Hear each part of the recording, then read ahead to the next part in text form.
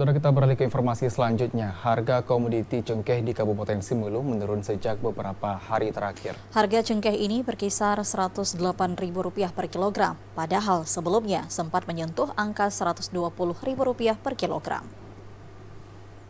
Harga komoditi cengkeh di Kabupaten Simelu mengalami penurunan dalam beberapa hari terakhir.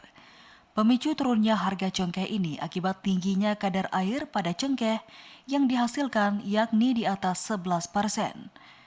Sebelumnya harga cengkeh sempat menyentuh angka Rp120.000, namun saat ini dijual dengan harga Rp108.000 per kilogramnya.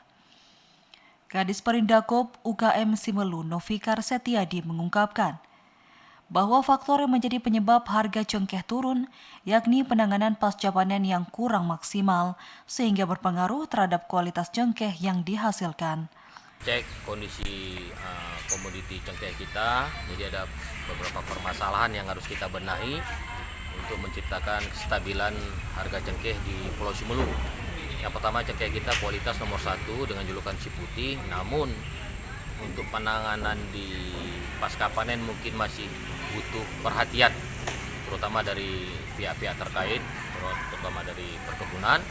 Bagaimana penanganan pasca panennya ini, panen yang tepat dan proses penjemuran yang lebih baik. Karena cengkeh itu apabila kadar airnya tidak baik, maka harganya tentu akan anjlok. Harga sekarang dengan kadar air maksimal 11% berkisar di Rp108.000. Pihaknya bersama instansi terkait akan mencari sejumlah solusi terutama pasca panen komoditi cengkeh, termasuk penanganan serta sosialisasi untuk meningkatkan kualitas pengeringan cengkeh, sehingga kadar air dapat menurun dan membuat harga cengkeh kembali naik. Dari Simelu, Alasab TVRI melaporkan.